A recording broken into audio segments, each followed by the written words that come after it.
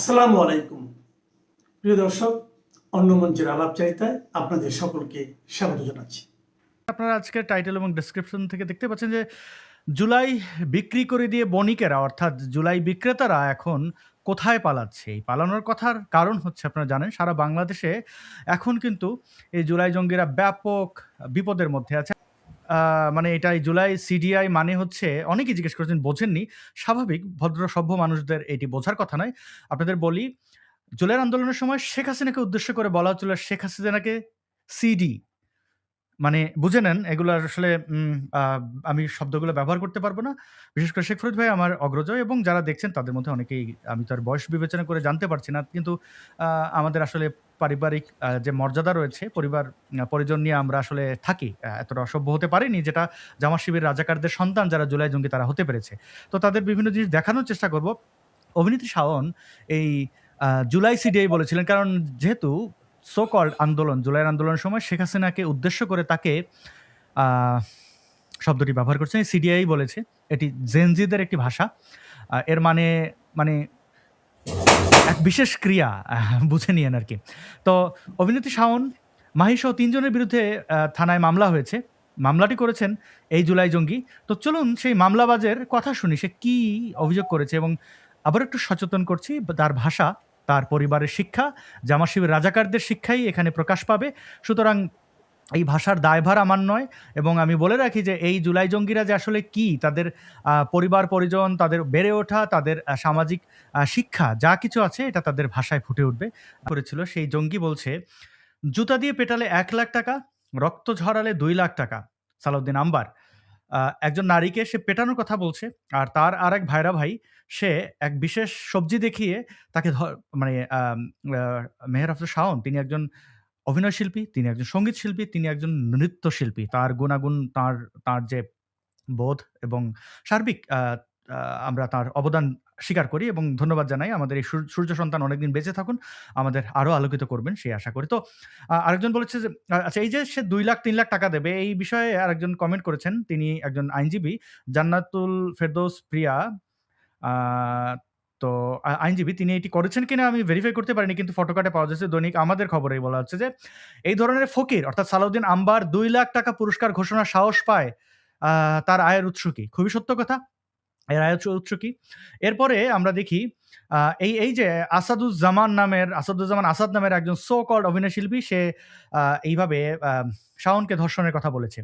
তো এবার হচ্ছে যে এই যে শাওনের শুধু ধর্ষণই না, তার চরিত্র, বয়স, হুমায়ূন আহমেদকে জড়িয়ে কথা বলা হয়েছে। আমাদের সহকর্মী ইতিলা ইতু তিনি লিখেছেন যে হুমায়ূন আহমেদ কত বড় লুচ্চা দেখেন, ৫৬ বছর বয়সে ৯ বছরের শাওনকে বিয়ে করেছে। না, ৯ বছরের শাওনকে নয়, ৬ বছরের শাওনকে বিয়ে করেছিল। ৯ বছরের সময় সেই শাওনের সাথে সহবত করেছে। তো এইবার আমরা শাওনের কোন কোন গুণকে আপনি অস্বীকার করবেন সেটির একটু নমুনা দেই। একটু গান শোনাই শেখ ফরিদ ভাই, তারপরে আপনার মতামত শুনবো। শাওন যে কতটা আলোকিত সেটি একটু দেখানোর দরকার। শাওনের এরকম অসংখ্য সৃষ্টি আমাদের সামনে রয়েছে। আমরা দেখি এই জুলাই জঙ্গিরা যারা আসলে জুলাই শহীদ হয়েছে বলে দাবি করেছিল তারা আসলে কি করেছে। বুঝলাম আমরা। আমরা দেখলাম এই যে বিকৃত পরিবেশন, এই যে ধরেন বিশেষ জিনিসপত্র, এগুলো আসলে কোথা থেকে এসেছে? দেখুন, পটুয়াখালীতে জুলাই আন্দোলনের শহীদ স্মৃতিস্তম্ভে অগ্নিসংযোগ। স্তম্ভটা দেখেন কিসের সাথে মিলে যায়? মানে এখন এখানে বড় ছোট অনেকে আছেন, যে বোঝার বুঝে নিয়েন। If you know you know. দেখেন তো মিল পান কিনা। এরা শুধুমাত্র ওই এক জিনিসে যেয়ে থাকে কেন আমি জানি না। আমরা শেখ ফরিদ ভাই আপনার কাছে একটু জানতে চাই আমরা। শেখ ফরিদ ভাই, এই যে জুলাই সিডিআই বলার পরে এরা তেলে বেগুনে জ্বলে উঠলো, এর কারণ কি? এর মজেজা কি? এরা কেন ভয় পাচ্ছে? কয় ঠাকুর ঘরে কে রে, আমি কলা খাই নাই। বুঝতে পারছেন? মানে মনে করেন কোন গ্রামে চোর আছে, আপনি তারা চিনেন না। রাস্তাতে যাওয়ার সময় যদি বলেন এই গ্রামে না একটা চোর আছে, ঠিক ওই চোরটাই কিন্তু খেপবে, অন্য কেউ খেপবে না। তো মেহের আফরোজ শাওন যে কাজটা করেছে, জুলাই জঙ্গিদের এবং বিহারি পল্লীতে আগুন লাগিয়ে গেছে, এতটা সহ্য হচ্ছে না। মেহের আফরোজ শাওন কি বলেছে? জুলাই আগুনটা সিটি কোথায় লেগেছে? মানে মানুষের শুনেছি লেজে আগুন লাগে। হ্যাঁ, এদের কিসে আগুন লেগেছে? ঠিক আছে। জি, জি। এদের বুঝছি। এদের হাতিতে আগুন লেগে গেছে। এদের আচ্ছা, ঠিক আছে। শাশুড়ির হাতিতে আগুন লেগে গেছে। আমরা তো ওইগুলো ভাষা ব্যবহার করতে পারবো না। তবে আজকালকার রাজশাহী বিশ্ববিদ্যালয়ের এক শিক্ষকের পোস্ট দেখেছেন তো? শেখ হাসিনাকে নিয়ে কি পোস্ট দিয়েছে পরশুদিন? জি, কত জি, আমি দেখাচ্ছি। বেহায়া, যেরকম বেহায়া শিক্ষক, এই জন্যই বিশ্ববিদ্যালয়ে এই যে তালিবর্ষ ও অন্তস্থাকারা হাদির মতো লোক জন্ম নেয়। এটা কোনো শিক্ষকের ভাষা হতে পারে? আপনি একটা মানুষের রাজনৈতিক বিরোধিতা করতে পারেন, করতে পারেন, আপনি তার ফাঁসি দাবিও করতে পারেন, কিন্তু এই ধরনের ভাষা একজন বিশ্ববিদ্যালয় শিক্ষক, এরকম ফাত্রা কোনো বিশ্ববিদ্যালয়ের শিক্ষক হইতে পারে? আবার এরা এই কি হারে এই বদমাইশ এরা কি তার নিউটনকে স্ত্রী সন্তান? আমি জানি না। তাদের স্ত্রী সন্তানকে নিয়ে যদি মানুষ এভাবে বলে, যিনি কিনা তার মায়ের বয়সী একজন শেখ হাসিনা তাকে এই এই ধরনের ধরনের শব্দ ব্যবহার করছেন। তো তার সাথে আমি একটু দেখাই। দেখুন, শেখ হাসিনাকে কি করেন না? ওই যে সিডিআই মানেই হচ্ছে এইটা। তো যাই হোক, তার স্ত্রী সন্তান ভালো থাকুন, তারা নিরাপদে থাকুন। এই বাংলাদেশ তাদেরও। আমি আর কিছু বলব না। জি। না, এই বাংলাদেশ তাদের না, এই বাংলাদেশ আমাদের। এরকম ফাত্রা নিউটনের মতো শিক্ষকদের বাংলাদেশ এটা না। এই নিউটনদের এই যে এই সিংকুবামদের বাংলাদেশ না, এটা জামাতিদের বাংলাদেশ না, এটা মুক্তিযুদ্ধের পক্ষের মানুষের বাংলাদেশ, এটা আওয়ামী লীগের বাংলাদেশ, ছাত্রলীগের বাংলাদেশ, যারা মুক্তিযুদ্ধের পক্ষে তাদের সকলে। এরকম নিউটনের মতো ফাত্রা শিক্ষকের এই বাংলাদেশ না। এই যে দেশের শিক্ষক এই ধরনের কথা বলে, সেই দেশে তো তালিবর্ষ ও অন্তস্থকের হাদির জন্ম হবেই। সেই দেশের বিশ্ববিদ্যালয়ের ছাত্র শিক্ষক একই চরিত্রের, একই ভাষা। এখন তো এগুলোই চলতেছে। আর শাওন শুধু বলেছে জুলাই সিডিআই মানহানি হয়ে গেছে। আর এরাই সব বলে, এই যে শব্দ উচ্চারণ করলেন, এগুলো বললে তাদের মানহানি হয় না।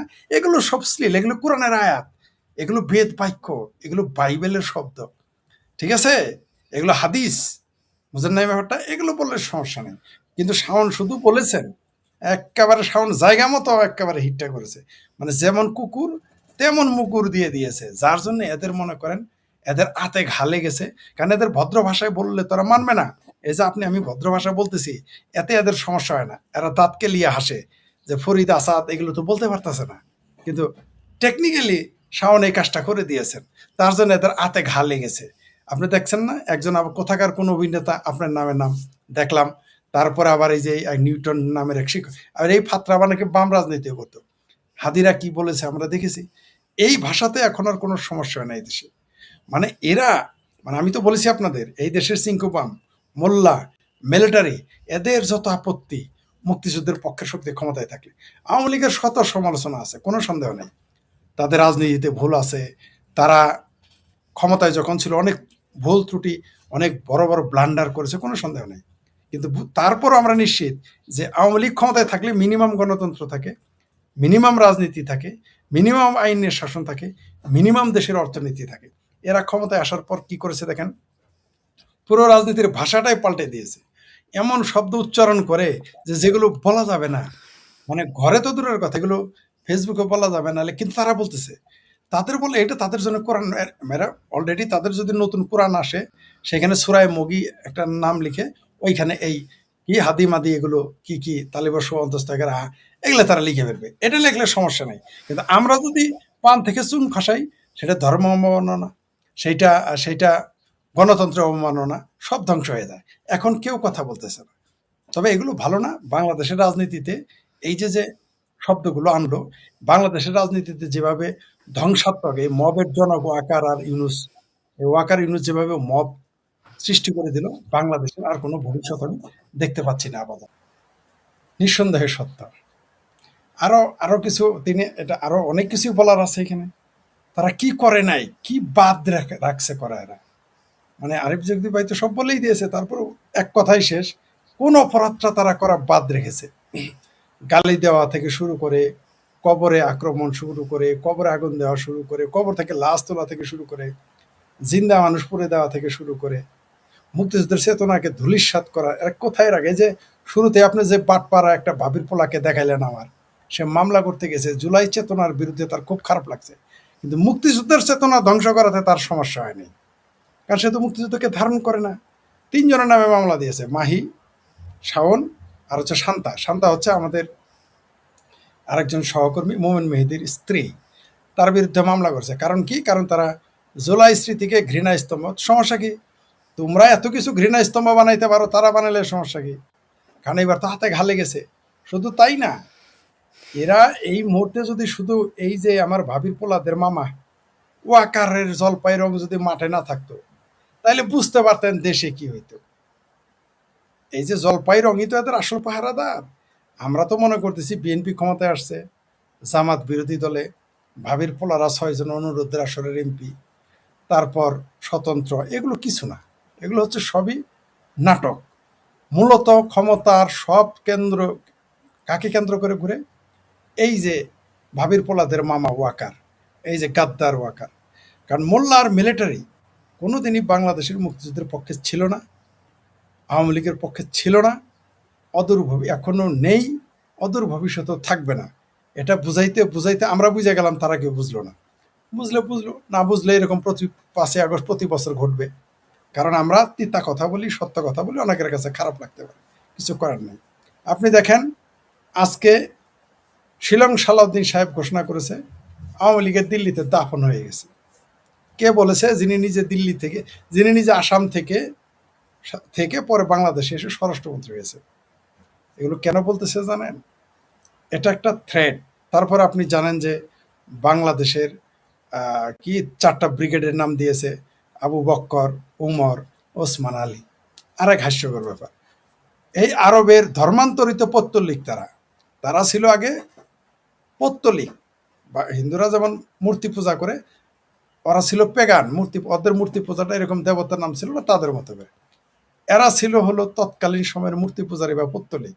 তারা ধর্মান্তরিত হয়ে মুসলমান হয়েছে। সেই লোকদের, তারা যদি কিছু করে থাকে, তারা আরবদের জন্য করেছে। তারা যদি কিছু করে থাকে, ইসলামের জন্য করেছে। এর সাথে বাংলাদেশের, স্বাধীন বাংলাদেশের সেনাবাহিনীর ব্রিগেডের সাথে সম্পর্ক কি? আবার আরেক শিক্ষক একটা পোস্টে লিখেছে যে রামযদু মধ্য হইলে ভালো হইতো। জি, রামযদু মধ্যই তো হওয়ার কথাই না। কারণ আমাদের কারো নাম উমর না, বাঙালিদের নাম তো উমর বক্কর হয় না, ওটা তো আরবদের নাম। যদু মধ্যই তো হবে ভাই। সে আবার মুক্তিযোদ্ধার সন্তান দাবিদার, আবার আওয়ামী লীগের দাবিদার, সে এগুলো পোস্ট দিয়েছে। মানে এইখানে আমি বুঝতে পারলাম না যে আরবের লোকদের কি কাজ আছে এইখানে। যাই হোক, সেটা অন্য বিষয়। আপনি যেটা বললেন যে এদের গায়ে আগুন লেগেছে কেন? কারণ মেহরাজ শাওন মৌসাকে ঢিল মেরেছে। আরিফ জেবতিক ভাই আরো খোলাসা করে দিয়েছেন যে জুলাই সিডিআই মেহেরা আফরোজ শাওন করে নাই, জুলাই সিডিআই শান্তা করে নাই, জুলাই সিডিআই মাহি করে নাই। যাদের ওই ক্ষেতের ঢেল খেতেই ভাঙে। তো যারা জুলাই সন্ত্রাস করেছে তারাই জুলাইয়ের 12টা বাজিয়ে দিয়েছে। এক পাবলিক তো লিখেছে যে লবার জুলাই লিখে, দেখছেন না? এক মুরব্বী লবার জুলাই লিখে ধরেছে। অর্থাৎ তারা এখন ক্ষমতায়, মিলিটারির ক্ষমতা, মিলিটারি তাদের ক্ষমতা দিয়েছে, যার জন্যই তারা এত কথা বলে। ওয়াকার, নিশ্চিত থাকেন, ওয়াকার যেদিন ব্যারাকে ফিরে যাবে বা পালিয়ে যাবে, ওয়াকারের তো জায়গা নাই দুইটা। একটা হলো পালায় যাওয়ার সম্ভাবনা 99%, 1% সম্ভাবনা ব্যারাকে ফিরে যাওয়ার।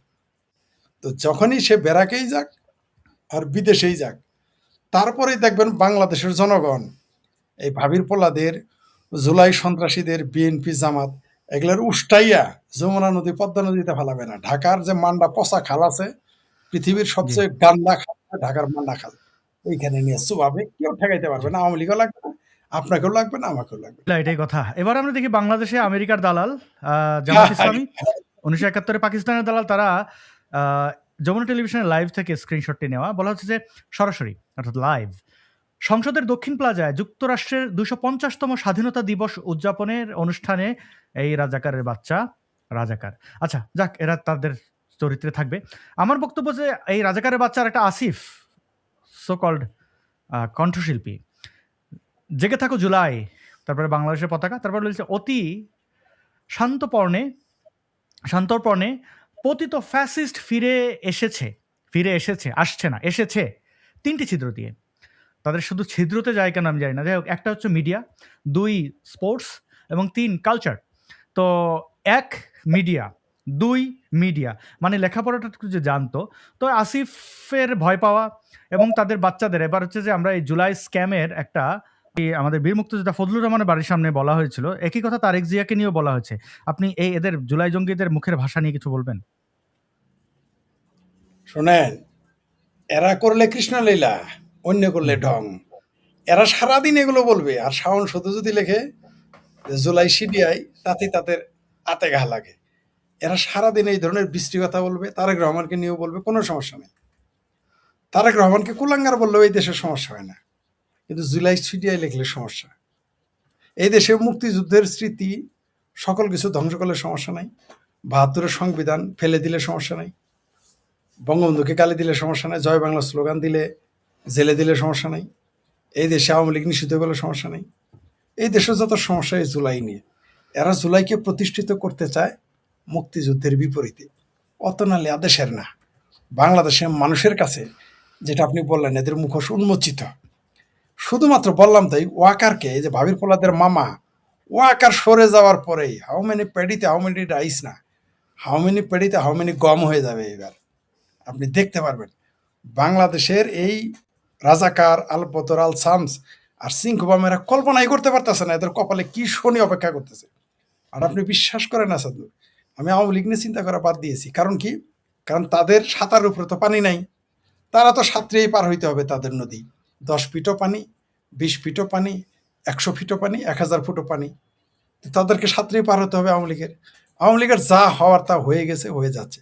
কিন্তু এই ভাবির পোলাদের যে কি পরিণতি হবে, সিংকুবাম ওই যে কয়টা তেল চূড়ার মতো লোকায় পোকায় থাকে বাথরুমের টয়লেটের মধ্যে, কয়টা সিংকুবাম যে ফাল দেয় রে ভাই, উরি ভর মনে যে তারাই ক্ষমতা।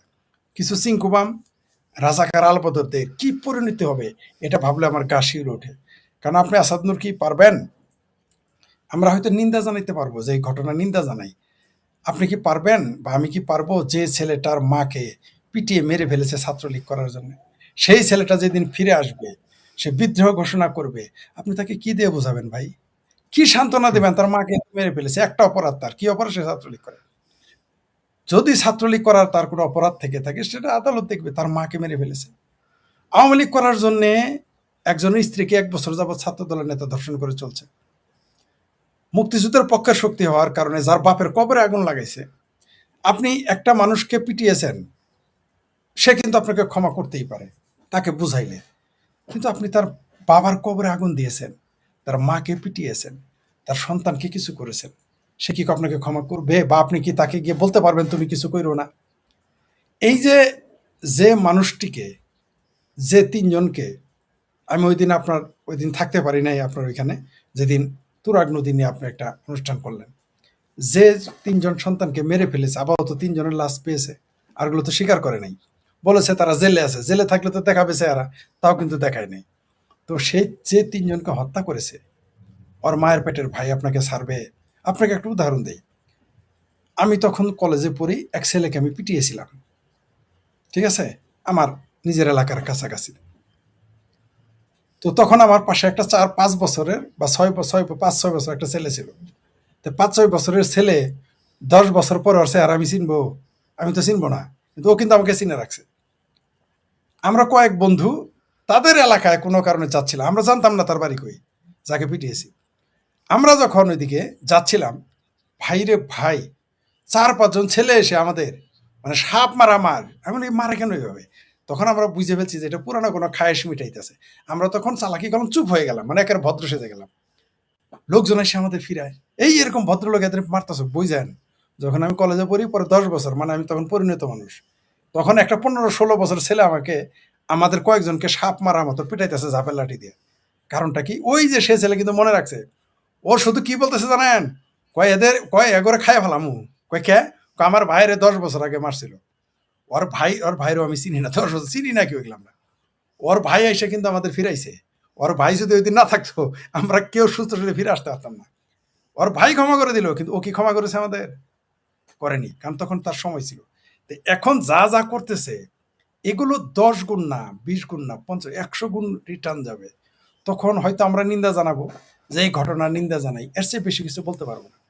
এর চেয়ে বেশি কিছু বলার আমাদের এই যে আজকে যে যারা মুক্তিযুদ্ধকে ধ্বংস করে, মুক্তিযুদ্ধের চেতনাকে পায়ে ঠেলে জুলাই চেতনাকে আগে নিয়েছে, এদের যখন জেলে পড়বে, আপনি কি বলবেন? এই যে লোকটা, যে তরুণ, যে ভাবির পোলা আমার, জুলাই সিডিআই শুধু এই শব্দ বলার কারণে তার নামে মামলা দিল, তাহলে 32 নম্বর ভাঙার জন্য কি মামলা হবে না? ভাস্কর্য ভাঙার জন্য কি মামলা হবে না? 72 সংবিধান যে ছিঁড়ে ফেলতে চেয়েছে তার জন্য মামলা হবে না? স্বরাষ্ট্রমন্ত্রী সালাউদ্দিন একেবারে পরিষ্কার করে দিয়েছেন ঘটনাটা, এটা আর ঢাকঢাক গুড়গুড়ের জায়গায় নেই। সরকার আওয়ামী লীগকে চিরতরে ব্যান করতে যাচ্ছে, নিষিদ্ধ করতে যাচ্ছে।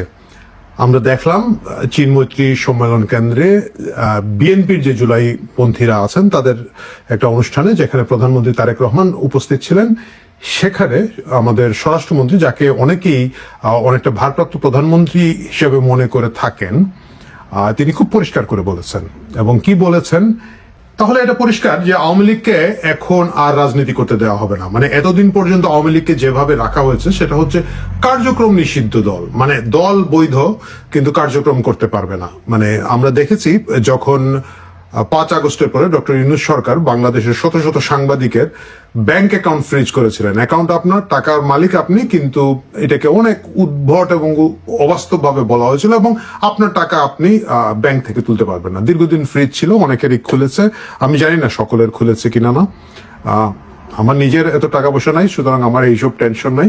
বাট যে কথায় যাচ্ছিলাম, আওয়ামী লীগ এতদিন ছিল কার্যক্রম নিষিদ্ধ কিন্তু দল বৈধ, একটা উদ্ভট অবস্থা। কিন্তু এখন যে জিনিসটাতে আমরা দেখতে পাচ্ছি যাচ্ছে, যেটা হচ্ছে আন্তর্জাতিক ট্রাইব্যুনালে এখানের মধ্যে আওয়ামী লীগকে দল হিসাবে বিচার করা হবে।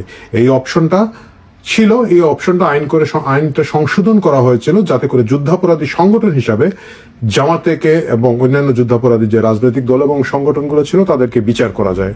ইতিহাসের ট্র্যাজেডি হচ্ছে আওয়ামী লীগ এই আইনটা কখনো ব্যবহার করে নাই, যদিও সিভিল সোসাইটির পক্ষ থেকে, সাধারণ জনগণের পক্ষ থেকে একটা জোর দাবি ছিল, কিন্তু এজ ইউজুয়াল আওয়ামী লীগের সমন্বয়ের ভালোবাসার তিরিতির রাজনীতির কারণে জামাতে ইসলামকে তারা ব্যান করে নাই।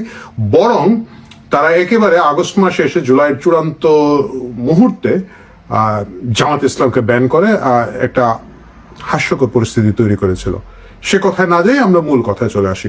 মূল প্রশ্নটা হচ্ছে আওয়ামী লীগকে কি আদৌ ব্যান করা সম্ভব? বলি আওয়ামী লীগ এর আগেও কিন্তু ব্যান করা হয়েছে, আওয়ামী লীগ এর আগেও কিন্তু শাস্তির মুখে পড়েছে। যেমন ধরেন 1958 সালে আইয়ুব খানের মার্শালের সময় রাজনৈতিক দলগুলো নিষিদ্ধ করা হয়, তার মধ্য দিয়ে আওয়ামী লীগ পড়ে যায়। বাট সেটা একটা বাল্ক কাহিনী ছিল। কিন্তু আওয়ামী লীগকে শুধু আওয়ামী লীগ হিসেবে এর আগে নিষিদ্ধ করা হচ্ছে মুক্তিযুদ্ধের সময় 1971 সালে ইয়াহিয়া খানের সামরিক শাসক তখন আওয়ামী লীগকে অফিসিয়ালি নিষিদ্ধ করে দিয়েছিল। ইয়াহিয়া খানের পরে এখনকার সরকার আবার আওয়ামী লীগকে নিষিদ্ধ করার একটা উদ্যোগ নিচ্ছেন এবং এটা আইসিটি আইনের মাধ্যমে তারা করে ফেলবেন। এই বিষয়ে সালাউদ্দিন সাহেবের বক্তৃতার পরে আমি মোটামুটি নিশ্চিত। এর আগে কিছু কিছু আশাবাদী লোকজন মির্জা ফখরুল ইসলাম আলমগীরের একটা দুটো বক্তব্য থেকে ভেবেছিলেন যে হয়তো বিএনপি আওয়ামী লীগকে কোনো একটা স্পেস দিতে পারে, কিন্তু বেচারা মির্জা ফখরুল ইসলাম আলমগীরের নিজেরই স্পেস কতটুকু বর্তমানের সরকারের মধ্যে আছে সেটা নিয়ে আলাপ আছে, ভিন্ন প্রসঙ্গ, আমরা না বলি। মির্জা ফখরুল ইসলাম আলমগীরকে ব্যক্তিগতভাবে আমি খুব পছন্দ করি, সজ্জন রাজনীতিবিদ, বাট বর্তমান রাজনীতিতে তিনি কতটুকু ছিলেন বা না ছিলেন, জুলাইয়ের আন্দোলনের এই মঞ্চেও তাকে দেখলাম না, জানি না, হয়তো সুস্থ আছেন, বাইরে আছেন। বাট বিএনপি আসলে চালাচ্ছেন সালাউদ্দিন আহমেদ, এবং সালাউদ্দিন সাহেব যখন খুব বোল্ডলি বলেছেন যে আওয়ামী লীগ নিষিদ্ধ হবে, সেটা নিষিদ্ধ হবে। এটা কি বাস্তবসম্মত হচ্ছে কিনা না, সেটা হচ্ছে আজকের আলোচনা। কারণ আমরা এর আগে বিশ্বের বিভিন্ন দেশে দেখেছি অনেক জনপ্রিয় রাজনৈতিক দলগুলোকে এইভাবে নিষিদ্ধ করা হয়েছে। খুব বড় উদাহরণ যদি আমরা বলি, আমরা আর্জেন্টিনার দিকে তাকাতে পারি। 1955 সালে সেখানে ফেরেনি বলে একটা পার্টি ছিল, ওয়ান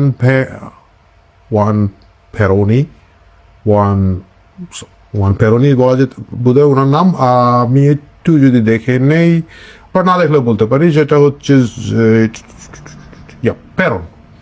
ওয়ান প্যারনকে ক্ষমতাচ্যুত করা হয়েছিল 1955 সালে। আর্জেন্টিনাতে সামরিক শাসন জারি করা হয়েছিল এবং তার দলকে নিষিদ্ধ করা হয়েছিল। কিন্তু সেই দল বিভিন্ন ছদ্মাবরণে সেখানে ছিল, শ্রমিক সংগঠন হিসাবে ছিল, যুব সংগঠন হিসাবে ছিল, যেটাকে আমরা এখানে ছাত্ররা সংগঠন বলতে পারি।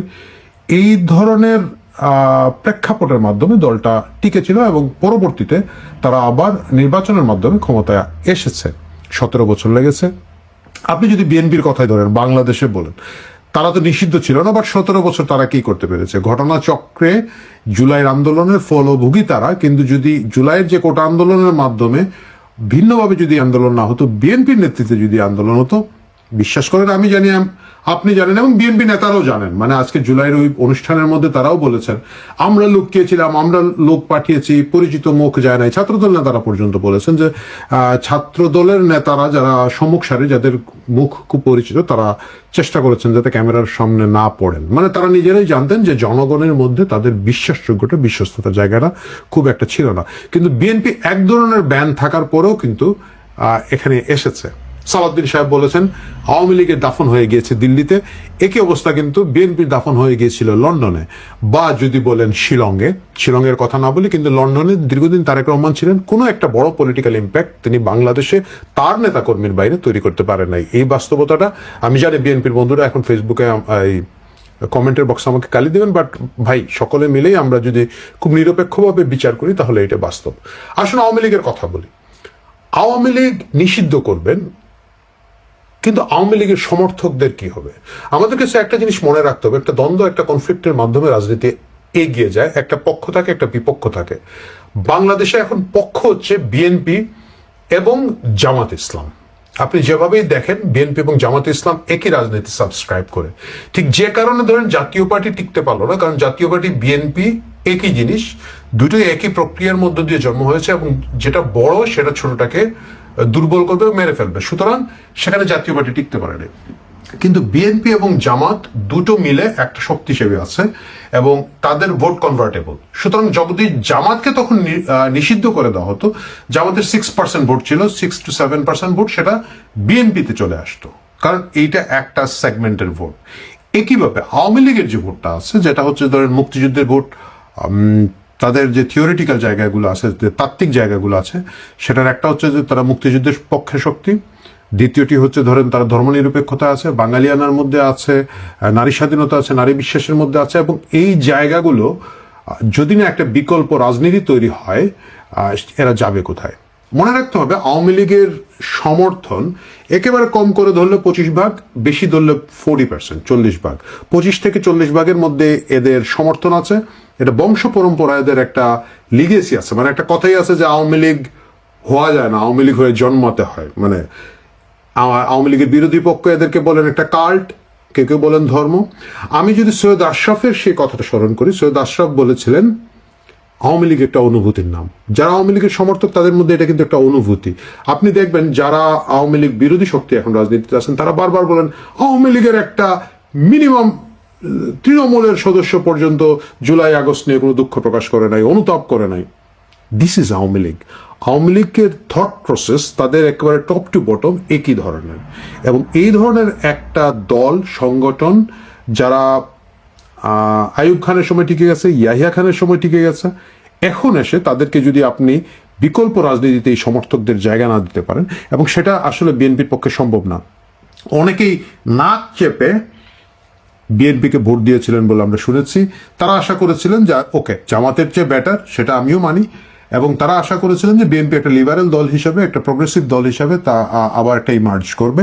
এই ধরনের একটা ভাইব তারা কিন্তু নির্বাচনের আগে দিয়েছিলেন। কিন্তু বাস্তবতা হচ্ছে বিএনপি জামাতের সাথে খুবই কাছাকাছি একই ধরনের রাজনীতি করে থাকে। আমি আজকে জুলাই অনুষ্ঠানের কথাই যদি বলি, আপনি জুলাইয়ের অনুষ্ঠানে আমি দেখলাম প্রায় 3.5 ঘন্টার একটা অনুষ্ঠানে জামাত তাও মঞ্চের নিচে কিছু নারী টারি রেখেছিল, আমরা দেখেছি কিছুদিন আগে 11 দলের নামে। বিএনপির কিন্তু মঞ্চে কোনো নারী ছিলেন না, এবং বিএনপি একজনকে মাত্র, আমি যতটুকু দেখেছি 3.5 ঘন্টার প্রোগ্রামে, একজন মাত্র শহীদের মাকে বক্তৃতা দিয়েছেন। বাকি পুরোটাই কিন্তু একটা পুরুষতান্ত্রিক অনুষ্ঠান ছিল, এবং যাকে দেওয়া হয়েছে তার আগে কিন্তু উপস্থাপিকা বলছিলেন জুলাই আগস্টে কিন্তু নারীরাও নেমে এসেছিলেন তাদের ভাইদেরকে রক্ষা করতে, সন্তানদেরকে রক্ষা করতে, খাবার দিয়েছেন, পানি দিয়েছেন। অ্যাবসলিউটলি ফলস কথা। জুলাইতে যে পুরুষরা, বিশেষ করে ছাত্ররা, তরুণ সমাজের কথা যদি বলি, যেভাবে আন্দোলনে নেমেছিলেন একই স্পিরিটে, একইভাবে আমরা দেখেছি বিশ্ববিদ্যালয়গুলোর, বিশেষ করে প্রাইভেট বিশ্ববিদ্যালয়ের শিক্ষার্থীরা তখন অনেক সোচ্চার ছিলেন। তারা, সেই নারীরাও কিন্তু একইভাবে অংশ নিয়েছেন, এবং তাদের কিন্তু আইকনিক ছবি আছে। কিন্তু বিএনপি বলছে তাহারা আসিয়াছিলেন খাবার দিতে, পানি দিতে, এবং মাত্র একজন শহীদের মাকেই আমরা সব দেখলাম মঞ্চে স্পেস দিয়েছেন। যাই হোক, সেটা বিএনপির রাজনীতি। এখন আওয়ামী লীগের এই 25 থেকে 40 ভাগ লোক, এদের রাজনীতির কি হবে? এই রাজনীতিটা থাকবে, এই রাজনীতি টিকে থাকবে, কারণ হচ্ছে মুক্তিযুদ্ধকে ধারণ করার যে সুযোগ অন্যান্য রাজনৈতিক দলের ছিল, আমরা দেখেছি তারা সেই রাজনৈতিক সদিচ্ছাটা প্রকাশ করেন নাই। আমি যদি একেবারে বিএনপির কথা বলি, বিএনপি খুবই কনফিউজড একটা দল। বিএনপি একই দিকে বলে মুক্তিযুদ্ধের ঘোষক শহীদ প্রেসিডেন্ট জিয়াউর রহমান আমাদের প্রতিষ্ঠাতা, আমাদের এখানে অনেক খেতাবপ্রাপ্ত মুক্তিযোদ্ধা ছিলেন, সেটা বাস্তব। প্রচুর মুক্তিযোদ্ধা, বিশেষ করে জিয়াউর রহমানের সহকর্মী যারা ছিলেন তখন, তারা বিএনপি করেছেন। আমরা একেবারে শওকত সাহেব থেকে শুরু করে যদি আরো অনেকে, ইভেন কর্নেল অলি পর্যন্ত যদি আমরা আসি, যদিও কর্নেল অলি এখন জামাতে চলে গেছেন, বাট এরা ছিলেন বিএনপির সাথে। কিন্তু বিএনপি কিন্তু মুক্তিযুদ্ধকে কখনোই অ্যাবসলিউটলি ধারণ করে নাই, কারণ তাদের পিছনে ওই জামাত অংশের যে একটা টানাটানি আছে, এই টানাটানিটা কিন্তু তাদের রয়ে গেছে। ভাই অনেক গরম, ঘামছি, মাফ করে দিন। যাই হোক, সুতরাং মুক্তিযুদ্ধের পক্ষে আর কোনো বিকল্প শক্তি নাই, এবং এই স্পেসটা আওয়ামী লীগ এককভাবে, আমরা বলি যে আওয়ামী লীগ ছিনতাই করে নিয়েছে মুক্তিযুদ্ধের চেতনা বিক্রি করে, বাস্তবতা হচ্ছে আওয়ামী লীগের কাছ থেকে এটা টেনে এনে যে আমরা বিক্রি করব, আমরা বাকিরা সেটা করি না, করতে চাই না। এবং এই কারণে আমরা ধর্মনিরপেক্ষতাকে প্রমোট করতে চাই না, বা একটা সেকুলার পরিস্থিতি যেখানে সকল নাগরিকের সহাবস্থান, এটাকে আমরা প্রমোট করতে চাই না। আমরা শেষ পর্যন্ত গিয়ে ওই বিভিন্ন জঙ্গি গোষ্ঠীর খপ্পরে পড়ে যাই। আমরা বাংলা ভাই থেকে শুরু করে ইংলিশ ভাই হই, আরবি ভাই হই, উর্দু ভাই হই, ফার্সি ভাই হই, কিছু একটা হই। এই জায়গাটা আওয়ামী লীগের রাজনীতিটা রয়ে যাবে। এবং ইতিহাসে কিন্তু এই ঘটনা আছে। আমি একটু আগে যে আপনাদেরকে যে উদাহরণটা দিয়েছিলাম আর্জেন্টিনা থেকে, আর্জেন্টিনার বাইরে যদি যান, আপনারা মনে আছে মিশরের ব্রাদারহুডকে কিন্তু নিষিদ্ধ করা ছিল, বছরের পর বছর মুসলিম ব্রাদারহুড নিষিদ্ধ ছিল। কিন্তু আরব স্প্রিং এর পরে তারা কিন্তু ক্ষমতায় আসলো। হ্যাঁ, টিকতে পারে না অন্য কারণে। তারা তো আসলে জামাতের মতোই অতি উৎসাহিত হয়ে, অতি লাফালাফি করে, ফ্রিজ দাও, পর্দা দাও, এই দাও, সেই দাও, নিজের মেয়ের নামে বরাদ্দ নিজে দিয়ে দাও, মানে এই কাহিনীগুলা তো ওরা করে, মানে এরা নিজেদের নিয়ন্ত্রণ করতে পারে না, কন্ট্রোল করার ক্ষমতা এই রাশমিকা মান্দাকারের সমর্থকদের নাই। এই জায়গায় গিয়ে তাহলে জামাত টাইপের দল হিসাবে মুরসি টিকতে পারে না, বাট তারা ক্ষমতায় এসেছিল। আপনি যদি টার্কির দেখেন, টার্কিতে কিন্তু এখন ইসলামী ভাবাপন্ন রাজনৈতিক দলগুলোই ডমিনেট করছে, শুধু ক্ষমতার ব্যাপারটা না, পুরোটাই তারা ডমিনেট করছে। এই টার্কিতে কিন্তু দীর্ঘদিন ধরে এদেরকে নিয়ন্ত্রণ করার বা কন্ট্রোল করার কথা ছিল। অনেকে বলেন, আমি শুনেছি যে মুক্তিযুদ্ধের মাধ্যমে তো মুসলিম লীগ অ্যাবসলিউট হয়ে গিয়েছিল, জুলাই আগস্টের মাধ্যমে আওয়ামী লীগ হয়ে যাবে। এরা আসলে ইতিহাসটা জানেন না। 70-এর নির্বাচনে কিন্তু মুসলিম লীগ কোনো ফ্যাক্টরি ছিল না, এবং বিশেষ করে আইয়ুব খানের শাসন শুরু হওয়ার পরে, যুক্তফ্রন্ট সরকারের ক্ষমতার পরে, ওই সময় থেকে মুসলিম লীগ কিন্তু স্বাধীন পাকিস্তানে খুব একটা জোরদার অবস্থান ছিল না। 70-এর সময় তাদের অনেকগুলো ফ্র্যাকশন ছিল, কনভেনশন মুসলিম লীগ, অমুক মুসলিম লীগ, ব্র্যাকেট করা ছিল, এবং তারা সকলে মিলেও মনে হয় 2% ভোট, 1% ভোট পায় নাই। আওয়ামী লীগের পরে 70-এ পূর্ব পাকিস্তান তখনকার, বা বাংলাদেশে দ্বিতীয় শক্তিশালী দল ছিল জামাত, তাদের তখন 6 to 7% ভোট ছিল। এখন পর্যন্ত জামাতের এই 6 to 7% ভোট আছে, মানে গত নির্বাচনের কথা বাদ দেন, এটা এনিওয়ে আপনারা জানেন। এর আগ পর্যন্ত যেগুলোকে আমরা নির্বাচন হিসাবে ধরি, সেগুলোতে জামাতের ভোট 6 to 7% ছিল, মানে ওই ভোটটা কমে নাই। একইভাবে আওয়ামী লীগের 25 to 40%, মানে 25 কখনোই ওরা পায় নাই, 30 to 40% যদি ধরি, আমি ধরলাম দীর্ঘদিন ক্ষমতা থাকার কারণে তাদের জনপ্রিয়তা হারিয়ে গেছে, ইত্যাদিও যদি হয়, 25 থেকে 40% লোক আছে, এবং এরা কোথাও যাবে না। এদের একটা বিরাট অংশ বংশ পরম্পরায় আওয়ামী লীগ করে, বিরাট অংশ আওয়ামী লীগের যে পলিটিক্যাল ফিলোসফি সেটাকে সাবস্ক্রাইব করে, সে মুক্তিযুদ্ধকে সাবস্ক্রাইব করে, সে ধর্মনিরপেক্ষতাকে সাবস্ক্রাইব করে, বাঙালি সংস্কৃতিকে সাবস্ক্রাইব করে, যেখানে আওয়ামী লীগের বাইরে একটা বিকল্প রাজনৈতিক দল এখন পর্যন্ত তৈরি হয় নাই, তৈরি হওয়ার আশু কোনো সম্ভাবনা নাই। বরঞ্চ ওই ধরনের কোনো কথা যারা আওয়ামী লীগের বাইরে থেকে বলতে চায়, এদেরকে দমিয়ে রাখার জন্য জামাত এবং তার ছোট জামাত, বিচি জামাত যেগুলো আছে, সবাই মিলে এগুলাকে দোসর, এগুলাকে স্বৈরাচার, ফেসিবাদ ইত্যাদি বলে দমিয়ে রাখার চেষ্টা করবে। স্বাভাবিকভাবেই জামাত ঘরানার যে উগ্র ডানপন্থী যে পলিটিক্সটা, সেটা হচ্ছে অন্যকে দমন করে ফেলার একটা পলিটিক্স।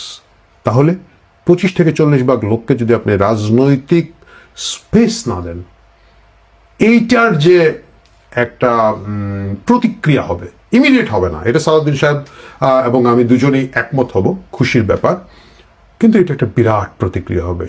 সেই প্রতিক্রিয়া সামাল দেওয়ার মতো সাংগঠনিক দক্ষতা, রাজনৈতিক প্রজ্ঞা কোনোটাই বিএনপির নাই। সুতরাং আগামী দিনে আওয়ামী লীগ নিষিদ্ধের এই প্রক্রিয়ার মাধ্যমে এতগুলো মানুষকে রাজনীতির বাইরে ফেলে রেখে যদি মনে করা হয় এই দেশে শান্তি আসবে, সেটা সম্ভব না, এটা বাস্তব না। এবং সেই কারণেই আমার কাছে মনে হয় বিএনপি তার নিজের স্বার্থেই ভেবে দেখা উচিত, তারা যে সিদ্ধান্ত নিচ্ছেন, সালাউদ্দিন সাহেবের জোশে যে সিদ্ধান্ত নিচ্ছেন, সেই সিদ্ধান্ত শেষ পর্যন্ত তাদেরকে পস্তাতে হয় কিনা। সেনাবাহিনীতে গুরুতর অপরাধ অভিযোগে একজন কর্মকর্তাকে বরখাস্ত করা হয় ডিউ প্রসেসে। তিনি তার এই বরখাস্ত আদেশের বিরুদ্ধে হাইকোর্টে রিট করেন, অর্থাৎ মামলা করেন। হাইকোর্ট সেই বরখাস্ত আদেশকে বাতিল করেনি, অর্থাৎ বরখাস্ত আদেশ বহাল থাকল। হাইকোর্টের রায়ের বিরুদ্ধে তিনি সুপ্রিম কোর্টে আপিলও করেননি, অর্থাৎ হাইকোর্টের রায়কে তিনি মেনে নিলেন।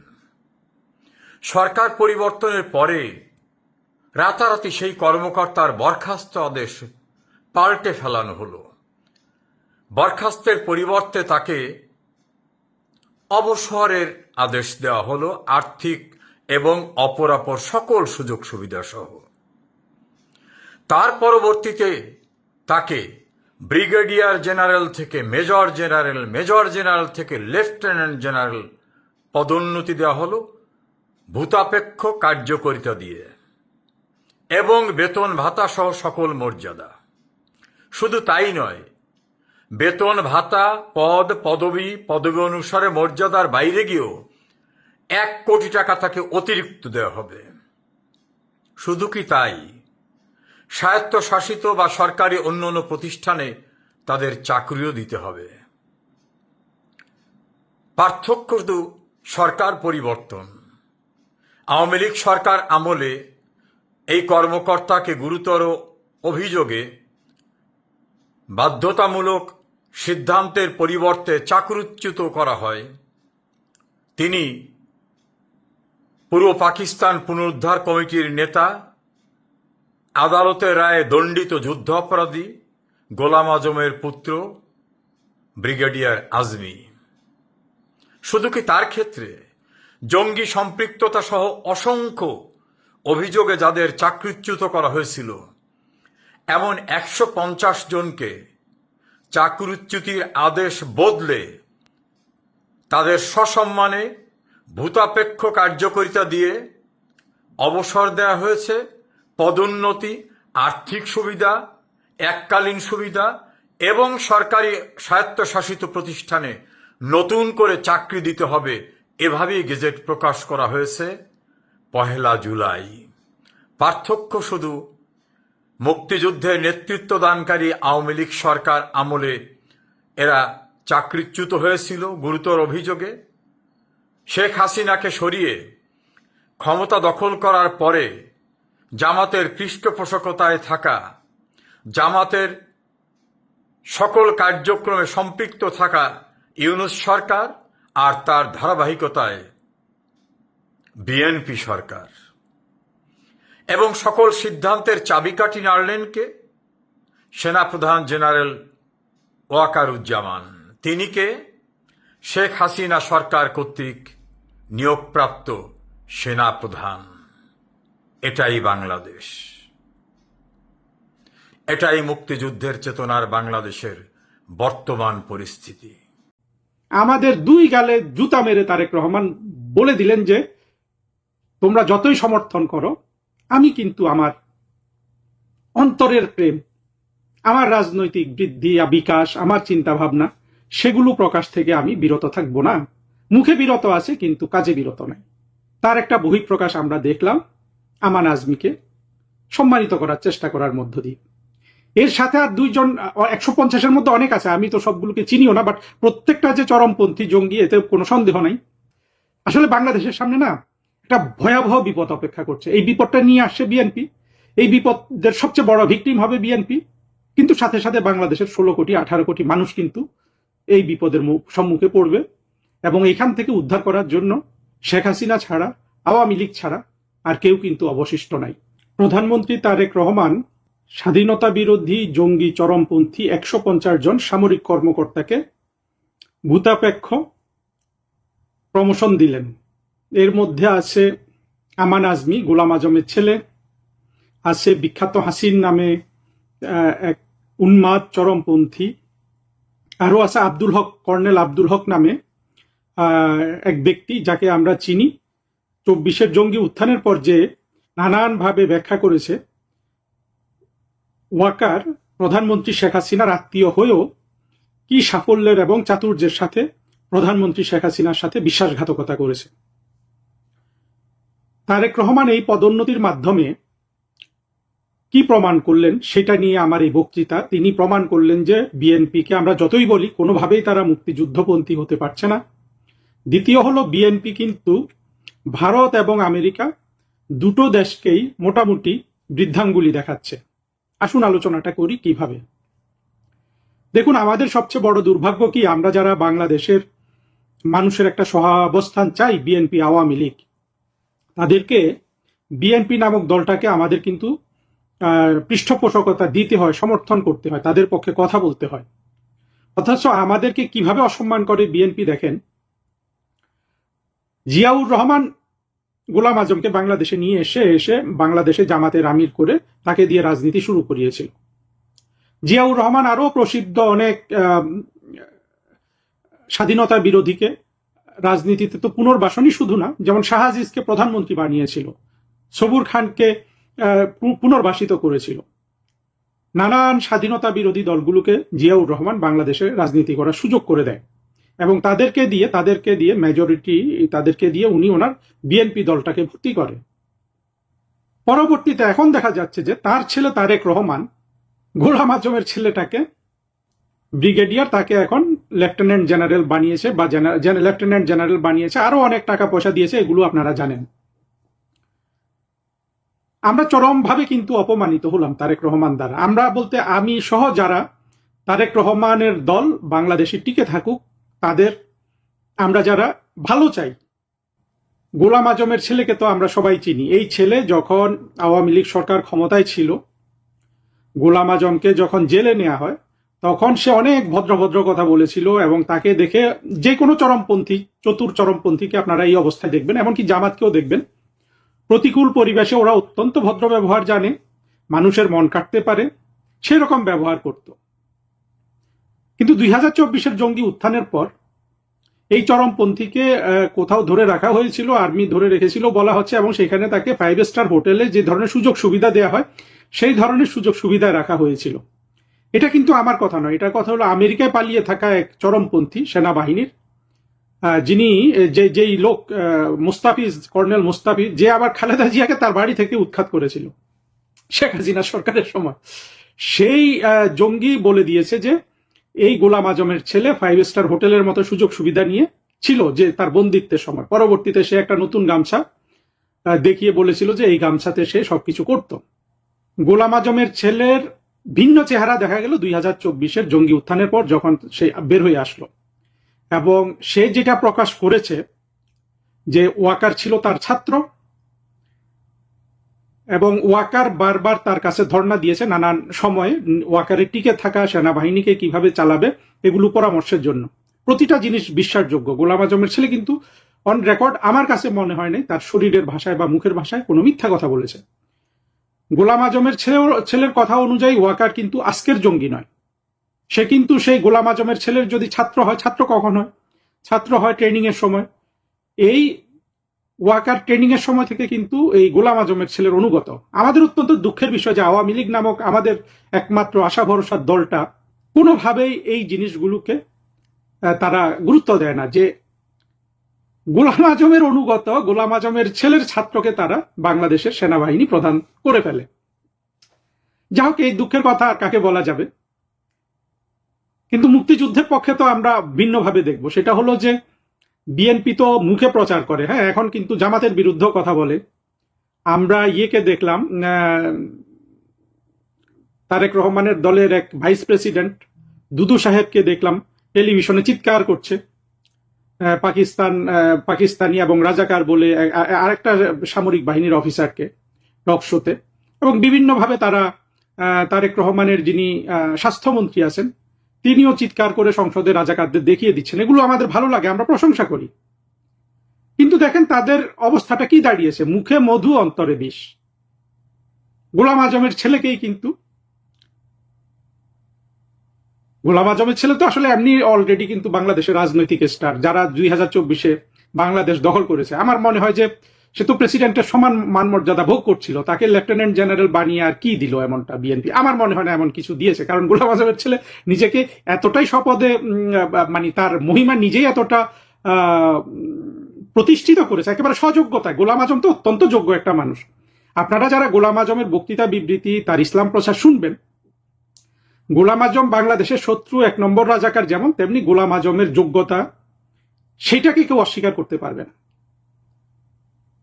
গোলাম আজম কিন্তু জামাতের অন্যান্য নেতাদের চেয়ে অনেক বেশি যোগ্য মানুষ, আমি তার যতটুকু বক্তৃতা বিবৃতি দেখেছি আর কি। মানুষ হিসাবে আমাদের দুর্ভাগ্য যে এই রকম লোক যদি বাংলাদেশের শত্রু না হয়ে বন্ধু হতো, আমরা তো বাংলাদেশকে এই গোলাম আজম দিয়েই অনেক উপকার পেতাম বাংলাদেশের জন্য। আমাদের দুর্ভাগ্য গোলাম আজম রাজাকার হয়ে গেছে। আমান আজমিও তাই, যথেষ্ট যোগ্য লোক, কিন্তু যোগ্য হলে কি হবে? সে তো শত্রু বাংলাদেশের, সে তো বাংলাদেশকে চায় না, সে পাকিস্তানকে চায়। সে ওয়াকারকে গ্রুম করেছে যে বছরের পর বছর, আধ্যাত্মিক ভাবে নানান ভাবে, যাতে একদিন শেখ হাসিনা সরকারকে ওয়াকার ক্ষমতাচ্যুত করে। সেই আমান আজমিকে তারেক রহমান সম্মানিত করার চেষ্টা করলো, অর্থ কড়ি দিচ্ছে। এখন বলুন, আমরা কোথায় আমাদের মুখটা লুকাই, চোখ লুকাই? আমরা কত লজ্জিত হই তারেক রহমানের সরকারকে প্রশংসা করতে গিয়ে। না থাক, এদেরকে সমাজে তো থাকতে হবে, এত বিশাল সংখ্যক জনগণ এদেরকে সমর্থন করে, এদের সাথে আমাদের একটা পিসফুল কোএক্সিস্টেন্স লাগবে। জিয়াউর রহমান মুক্তিযুদ্ধে বীর উত্তম খেতাব পেয়েছিল, বঙ্গবন্ধু সেই খেতাব দিয়েছিল, ফলেও আমরা অ্যাকোমোডেট করি। আমাদের 2 গালে জুতা মেরে তারেক রহমান বলে দিলেন যে তোমরা যতই সমর্থন করো, আমি কিন্তু আমার অন্তরের প্রেম, আমার রাজনৈতিক বৃদ্ধি বিকাশ, আমার চিন্তা ভাবনা, সেগুলো প্রকাশ থেকে আমি বিরত থাকবো না। মুখে বিরত আছে কিন্তু কাজে বিরত নাই। তার একটা বহিঃপ্রকাশ আমরা দেখলাম আমান আজমিকে সম্মানিত করার চেষ্টা করার মধ্য দিয়ে। এর সাথে আর 2 জন, 150-এর মধ্যে অনেক আছে, আমি তো সবগুলোকে চিনিও না, বাট প্রত্যেকটা যে চরমপন্থী জঙ্গি এতে কোনো সন্দেহ নাই। হয়তো 1-2 জন বাদ দিয়ে ওই যে ইয়াজউদ্দিন সাহেবের যে সামরিক সচিব ছিল, ওই লোকটাকে আমার ওই রকম চরমপন্থী মনে হয় না, তাকে মোর প্রফেশনালি মনে হয়েছে আমাকে। নামটা আমি বলতে পারছি না, বাট সেও খুব বিখ্যাত চরিত্র, চেহারা টেহারা সবাই চিনে, অনেকেই চিনে যারা এসব খোঁজ খবর রাখে। আমিন বা কি একটা নাম যেন তার।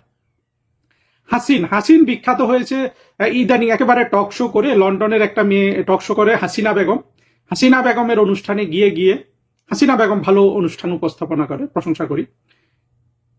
এই হাসিন বিখ্যাত হয়েছে চরমপন্থী একজন আল কায়েদার লোক, যে পারলে এখনই ভারতের সাথে যুদ্ধ বাঁধিয়ে দেয়। ঠিক একইভাবে আব্দুল হক যে এই ওয়াকারের স্যার, সেও স্যার আব্দুল হক, এবং ওয়াকারকে সে সারা বাংলাদেশের সামনে হিরো বানিয়েছে, মানে 24-এর জঙ্গিদের এবং যারা 24-এ বিজয় লাভ করেছে তাদের সামনে। এবং হকের বয়ানটাই হলো যে খুব সঠিক বয়ান, যে শেখ হাসিনার আত্মীয় হয়েও শেখ হাসিনাকে যে এইভাবে পরাজিত করতে পারে, সে কত মহান ব্যক্তি। এইটা হলো আব্দুল হকের বয়ান ছিল এই ওয়াকারের বিরুদ্ধে, ওয়াকার সম্পর্কে।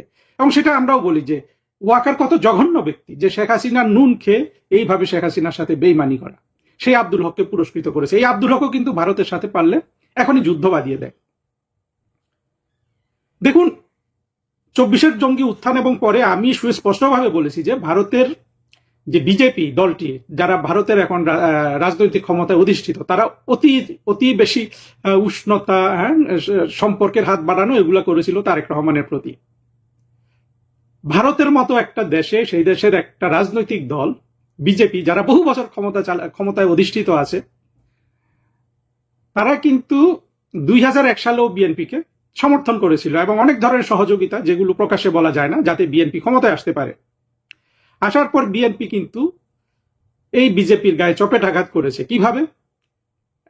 আপনারা সবাই জানেন, জঙ্গি উত্থান ঘটিয়ে এবং ভারতের উত্তর পূর্বাঞ্চলের রাজ্যগুলোর বিচ্ছিন্নতাবাদীদের 10টা অস্ত্র মামলা সহ নানান ধরনের সুযোগ সুবিধা দিয়ে বাংলাদেশে।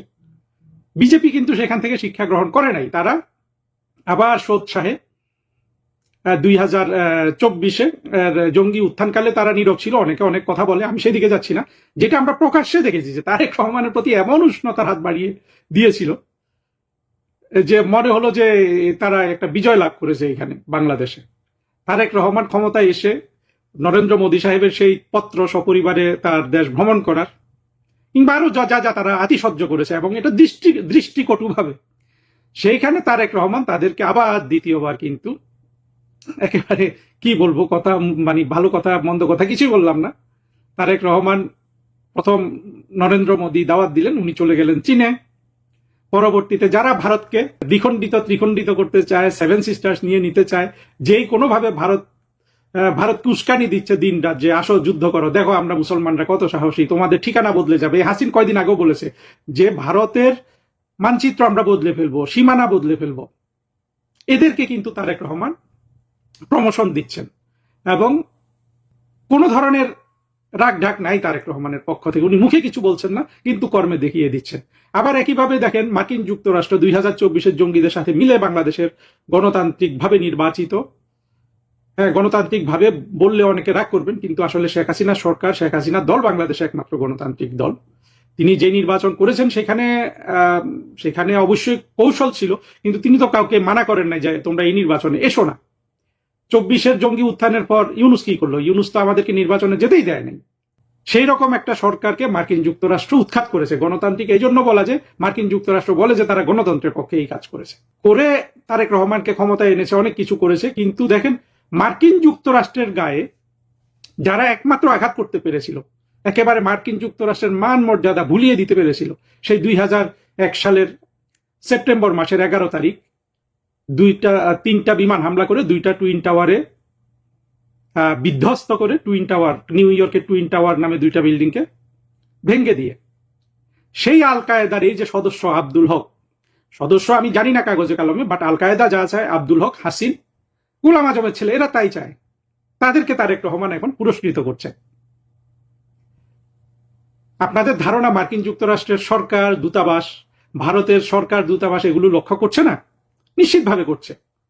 তাদের কি জ্ঞান বুদ্ধি আমার চেয়ে কম আছে নাকি তাদের তো অনেক বেশি সক্ষমতা। এখন দেখেন তারেক রহমান কিসের জোরে এই কাজগুলো করছে। একদিক থেকে বাংলাদেশের অন্তত অর্ধেক মানুষ তারেক রহমানের প্রতি ক্ষুব্ধ হয়ে আছে। আমরা যারা মুক্তিযুদ্ধের পক্ষের শক্তি, আমাদের মধ্যে অবশ্যই সংখ্যালঘিষ্ঠ একটা শ্রেণী আছে যারা তারেক রহমান এবং বিএনপির ভালো চায়। তাদেরকে তো বিএনপি এখন চরমভাবে অপমানিত করলো। একই সাথে মুক্তিযুদ্ধের পক্ষের শক্তিকে অপমানিত করলো, মুক্তিযুদ্ধকে অপমানিত করলো, ভারতকে বৃদ্ধাঙ্গুলি দেখাচ্ছে বারবার। হক এবং হাসিন যেভাবে যুদ্ধ করতে চায় ভারতের সাথে, তারেক রহমানও মনে হচ্ছে সেইভাবে যুদ্ধ করার জন্য প্রস্তুত। এবং মার্কিন যুক্তরাষ্ট্র যাদের সব দেমাগ ভেঙে দেওয়া হয়েছিল 2001 সালের সেপ্টেম্বর মাসের 11 তারিখ, তাদেরকেও কিন্তু বাংলাদেশে এখন সব জায়গায় তাদের জয় জয়কার, তাদেরকে বিএনপিও পূজা করছে। আর তারা তো এখন বাংলাদেশে স্বমহিমায় তাদের কার্যক্রম চালিয়ে যাচ্ছে, পতাকা টাঙ্গানো হয়ে গেছে। আসলে বাংলাদেশের সামনে না একটা ভয়াবহ বিপদ অপেক্ষা করছে। এই বিপদটা নিয়ে আসছে বিএনপি, এই বিপদের সবচেয়ে বড় ভিকটিম হবে বিএনপি, কিন্তু সাথে সাথে বাংলাদেশের 16 কোটি 18 কোটি মানুষ কিন্তু এই বিপদের সম্মুখে পড়বে। এবং এখান থেকে উদ্ধার করার জন্য শেখ হাসিনা ছাড়া, আওয়ামী লীগ ছাড়া আর কেউ কিন্তু অবশিষ্ট নাই। আমি শেখ হাসিনার সমর্থক হিসাবে, আওয়ামী লীগের সমর্থক হিসাবে এটা বলছি, যদি আপনি মনে করেন আপনি ভুল করবেন। আমি শুধু যুক্তিতে বিশ্লেষণ করে আপনাদেরকে কয়েকটা জিনিস দেখিয়ে দিলাম। শুরুতেই শিলং সালাউদ্দিন নামে পরিচিত বাংলাদেশের বর্তমান স্বরাষ্ট্রমন্ত্রীর বক্তৃতা শোনালাম। আওয়ামী লীগ নেই, আওয়ামী লীগের রাজনীতি শেষ হয়ে গেছে, আওয়ামী লীগের দাফন হয়ে গেছে দিল্লিতে। যে দলটা নেই, যে দলটার দাফন দিল্লিতে হয়েছে, সেই দলটার নাম শুনে এখনো তাহলে এত কাঁপছে কেন পুরো সালাউদ্দিন গং? যে দলটা নেই সেই দলটার প্রতিষ্ঠা বার্ষিকী 23শে জুন উপলক্ষে কেন সেনাবাহিনীকে রাস্তায় নামানো হলো? যে দলটা নেই সেই দলটার জন্য কেন এখনো ভয়ে হাত পা কাঁপে সালাউদ্দিনদের? গতকালই বলেছি, এই সালাউদ্দিনের গোয়েন্দা সংস্থাই রিপোর্ট দিয়ে বলেছে যে বাংলাদেশে কমপক্ষে 67% মানুষ এই মুহূর্তে চায় আওয়ামী লীগ ফিরে আসুক, শেখ হাসিনা ফিরে আসুক, বাংলাদেশে তারা দায়িত্ব নিক, রাজনীতি করুক। তাহলে তার সরকারি সংস্থা রিপোর্ট দিচ্ছে এক, আর তিনি শীতাতপ নিয়ন্ত্রিত কণ্ঠে একদল জুলাই যোদ্ধাদের সামনে যেরকম লাফঝাপ করলেন। একটা জিনিস অবশ্য আমার ভালো লেগেছে যে সালাউদ্দিন সাহেব যখন লাফঝাপ করেন, যখন বড় গলায় কিছু বলেন, তখন আপনারা নিশ্চিন্তে থাকতে পারেন যে অন্তত এই কাজটা হবে না। কেন আমি এই কথা বলছি? এই যে কদিন আগে জাতীয় সংসদে দাঁড়িয়ে তিনি ইসলামী ব্যাংক নিয়ে কত বড় বড় কথা বললেন জামাত ইসলামী 11,000 কোটি টাকা এই বিভিন্ন ফান্ড থেকে নিয়ে তারা নির্বাচনে খরচ করেছে। প্রত্যেকটা ঘটনার নাকি তদন্ত হবে। কি তদন্ত আমরা দেখলাম? যে যাকে চেয়ারম্যান হিসাবে ইসলামী ব্যাংকে বসিয়েছিল তাকে পত্রপাঠ বিদায় করে দেওয়া হলো। ইসলামী ব্যাংক যেভাবে আছে, ইসলামী ব্যাংকের উপরে জামাতের যেভাবে নিয়ন্ত্রণ আছে, সবকিছু রয়েছে, কোনো কিছু করতে তিনি পারেননি। খারাপ ভাষায় বলতে গেলে ওর যে হিন্দিতে চুল তিনি ছিঁড়তে পারেন নাই। তো তিনি আজকে যখন লাফাচ্ছেন আওয়ামী লীগের হয়ে, এই শিলং সালাউদ্দিন দীর্ঘদিন শিলংয়ে ছিলেন এবং তার শেকড়টা কোথায় এটা সবাই জানে। তাহলে এত ভয় পাওয়ার কি আছে? আওয়ামী লীগ নাই নাই ব্যাস, আপনারা আপনাদের কাজ করেন। আপনাদের কাজ তো হয় না। আজকে দেখলাম যে টাকা ছাপায় ব্যাংক থেকে লোন নিচ্ছে। ব্যাংক থেকে যে লোন নেবে ব্যাংকেরই টাকা টানাটানি, সেটা টাকা ছাপাও। এতদিন বলছে যে ইউনূসের বাজেট, এই বাজেট, সেই বাজেট, তো এখন তো 3-4 মাস হয়ে গেল ক্ষমতায়, তাহলে এই দুরবস্থা কেন?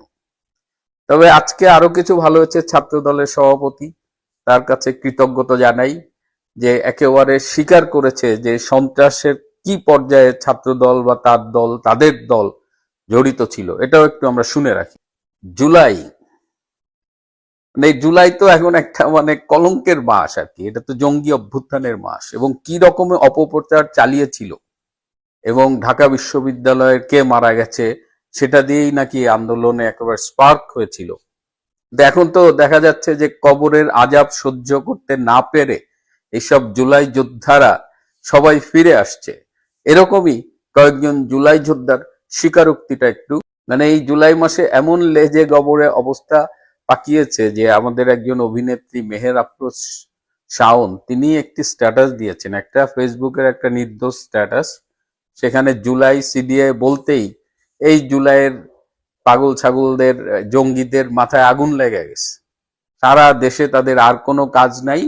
এই শাওন একজন একটা স্ট্যাটাস দিচ্ছে, সেটা নিয়ে তাদের দিন রাত এই শাওনের পেছনে লাগছে। এই প্রধানমন্ত্রীর উপস্থিতিতে পর্যন্ত এই শাওন কি করে স্ট্যাটাস দেওয়ার সাহস পায় সেই প্রশ্ন তুলেছে। আবার তাদেরই একজন এমপি, সে আবার বলছে এটা শাওনের ব্যক্তি স্বাধীনতা, তাকে বাধা দেওয়া যাবে না। তো এই অবস্থায় মানে একটা স্ট্যাটাস সহ্য করবার মতো অবস্থা এই জুলাই জঙ্গিদের নেই। এবং জুলাই যে স্বপ্ন দেখিয়েছিল, মানুষের সাথে প্রতারণা করেছিল, সেটা তো এখন তাদের মুখেই শোনা গেছে, সেটা ইউনূসও বলে গেছে, এবং এটা এখন দিনের আলোর মতো পরিষ্কার। এবং এই সালাউদ্দিন গং, এই যে বৃহস্পতিবার আমি বলেছিলাম যে মার্কিন রাষ্ট্রদূত তাকে ডেকে ব্যাখ্যা চেয়েছে এই জঙ্গি পতাকা নিয়ে, গতকাল শুক্রবার সকালেও তাকে হাজিরা দিতে হয়েছে ওই মার্কিন রাষ্ট্রদূতের কাছে। যাই হোক, যখন জঙ্গি পতাকার কথা বলছিলাম, সারা দেশে খুবই প্যাট্রোনাইজড ওয়েতে এর সাথে সরকার জড়িত, এর সাথে জেনারেল ওয়াকার খান জড়িত, সবাই মিলে এই যে সারা দেশে কলেমা তৈয়ব লেখা জঙ্গি পতাকা উড়ানো হচ্ছে। বাংলাদেশের জাতীয় পতাকার এক পাশে লাল সবুজ, আর এক পাশে ইরানি পতাকা, মাঝখানে কলেমা, মানে যা ইচ্ছা তাই হচ্ছে। এবং সরকার, পুলিশ, কেউ এগুলো সহজে বাধা দিচ্ছে না। দু একটা জায়গায় বিচ্ছিন্নভাবে আমরা শুনছি যে পুলিশ গ্রেপ্তার করছে, সেটাও ওই বিদেশি চাপে, বিশেষ করে আমেরিকা এই বিষয়টা নিয়ে চাপ দিচ্ছে সরকারের উপরে।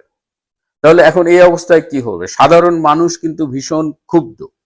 তারা যেহেতু সরকার কিছু করছে না, পুলিশ, আর্মি এরা কিছু করছে না, তারা ঘুরে দাঁড়াচ্ছে। একটা ছোট্ট ভিডিও ক্লিপ আমার কাছে এসেছে, আমি একটু দেখাই। এই ভিডিও ক্লিপে একটা মেসেজ আছে, একটা বার্তা আছে যে সাধারণ মানুষ যদি ঘুরে দাঁড়ায় তাহলে এইসব জঙ্গি, এই পতাকা টানাতে যারা আসে, এরা কিন্তু লেজ গুটায় পালায় যায়। এই ভিডিওটায় দেখলেন একদম নিরীহ একটা সাধারণ মানুষ, তার প্রতিরোধের মুখে 2 জঙ্গি পালায় গেল আর কি। সুতরাং সাধারণ মানুষকে জাগতে হবে। বাংলাদেশের মুক্তিযুদ্ধের চেতনা হুমকির মুখে, জঙ্গিরা দখল করে বসেছে এবং জঙ্গিদের প্রকাশ্য অপ্রকাশ্য পিতারা ক্ষমতা জোর দখল করেছে। এই অবস্থায় বাংলাদেশে সাধারণ মানুষকেই জাগতে হবে। এবং এই যে ভিডিও ফুটেজটা আমরা দেখলাম যে 2 জঙ্গিকে ধাওয়া দিয়েছে, এই কাজটি বাংলাদেশের আনাচে কানাচে সবাইকে করতে হবে। প্রিয় বন্ধুরা, আজ এ পর্যন্তই। ভালো থাকবেন, সুস্থ থাকবেন, তার চেয়েও জরুরি হলো নিরাপদে থাকবেন।